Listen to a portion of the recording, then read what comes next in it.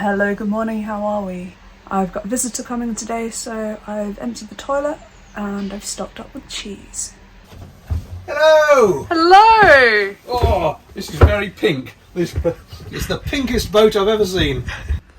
Well, this is nice. Yeah, have a look around, make yourself at home. It's the ultimate cute boat, isn't it? Dinettes, galley. May I peer? It's compact, but you could shower yourself in there, couldn't you? It gets the job done. Yeah. And then the little saloon area for a bit of relaxing. Oh. Thanks very much. That's me sorted. Right. I had hoped to take the canal husband for a cruise, but it was a bit windy, so he just had a good nose around the boat, and we had a lovely catch-up out on the bow.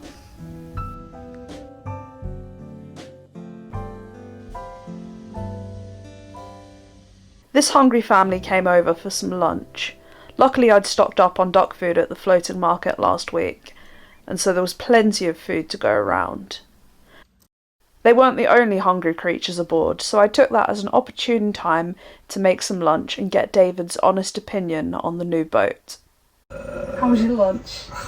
Lunch actually was delicious, thank you very much. The cheese sandwich is always a favourite, and particularly good tomatoes, I thought. Yes, very nice indeed. And a lovely spot to have lunch, actually. That little dinette at the back with the door open and just the sunlight coming through. Very pleasant.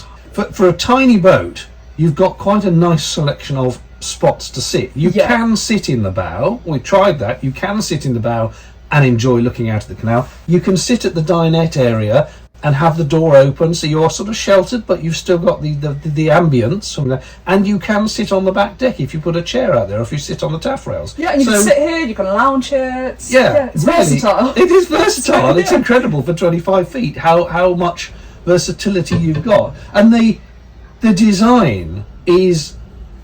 It's the best you can possibly do in this small space, because although there are lots of things you think, that's not quite right, I'd like to move that. As soon as you move that, you realise why they've done it, the way they've done it. You upset something else in the boat. But if you are ever going to have guests, this is the way to lay it out, so that you can have 4 people aboard doing a weekend break or whatever. And say if there were a few of you, you don't have to be on top of each other all the time. Yes. So, say we were going out cruising for the weekend, and I got fed up with you. Well, I mean, as if.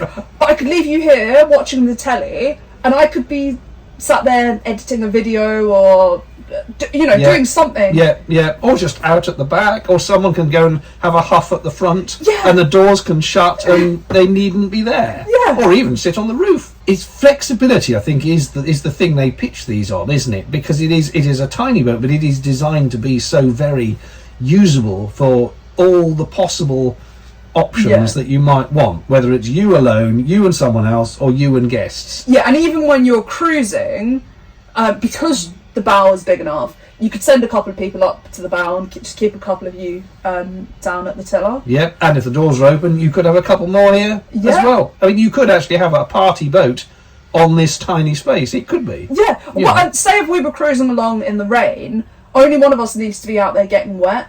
You could still be in here, but still sociable. Yes, and you can sit at the back and chat up with the per person getting soaked and making them a cup of tea or whatever. So... yeah, it's ingeniously packaged. I mean, yes, everything's a bit compact, like the washroom, but it will do the job. It does the job, and it does. To me, I think it doesn't feel squashed or cramped. To me, this feels more spacious than my last boat, because on a longer boat, I think that elongates or highlights more the narrowness. Yes. This almost feels square. Do you know what I mean? Small, yes. It feels more open. It feels bigger inside to me. But you've also made the right decision, and I know you're pleased with this, to have the portholes, because even though the standard version actually has bigger, squarer windows, these are much nicer. Yes. They're more boaty, they're more cutesy, they're more characterful, and they still are large enough that they let in plenty of light, and yet small enough that you don't feel like you're in a goldfish bowl looking out at anyone outside.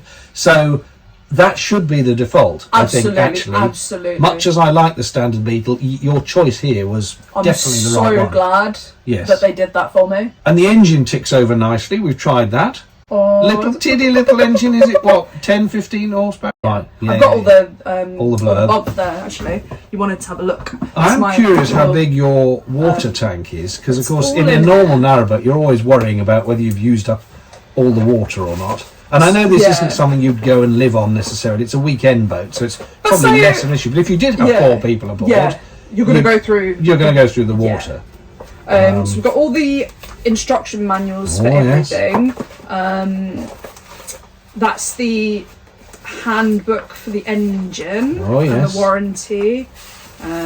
You've read all these, have you? I've skimmed them. It's a beta 14. There we go. Yes. There we go. Yeah. So yeah, I've skimmed them. What I need to do actually is make a list of all the kind of regular maintenance things I will need to do on the boat and how frequently, just to kind of remind me. And then, as well as that, Aintree gave me this user guide. Yeah. Oh my.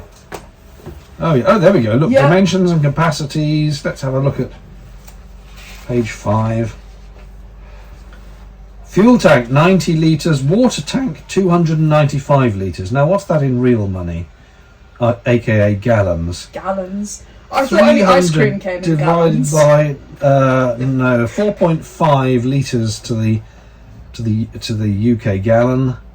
I can't do that math in my head. It's too much. However, that's tiny. Quite a lot. 300 litres is not tiny. It's more than I would expect. My camper van, a water tank, is 12 litres. So that's substantially bigger. And how much would you get out of that? Well, of course, I don't shower in the van, but I do the washing up, clean my teeth, and I can get 2 days. I'm quite surprised that your calorifier is 22 litres, because it's the tiniest calorifier I've ever seen in my life. You have a 16 horsepower engine. Oh, this is all good stuff, isn't it? Yeah. Excellent. Well, I think you've got a nice boat here. Anyway, that's all very good indeed. Yes, it's all thorough. I will have a in-depth, proper read of all commit that to memory. Yeah. But I suppose the big question. Yes. When are you going to get? When am I going to get one? I'm so taken by this actually, but given that there's an 18-month waiting list. Yeah. Yeah. Plus build time. Which as we all know, can be quite long apparently. Yeah, I don't know, but maybe if I spot one on the second-hand market. Also, we were saying the problem with having a boat and still working full time. Say if I have a week off work and I want to go out, it's 3.5 days out, 3.5 days back. If somebody who was semi-retired, how dare you? Or who could work from home, who was in charge of his own time, yes, could take my boat out for a week. Just all in one direction. All in one direction for 7 days. Someone else could bring her back. Yes. So basically what I'm saying is I'd like to pimp my boat out to you. Pimp it out. Yes, I'll take it. Would you be up for that? I'll be up for that. If you'd be mad enough to let me have a go on it, yes. Okay, cool. She's yours whenever you want her. Done. Don't need to buy one now. This is very pleasant. I think I must get one of these. I think you must get one of these as well.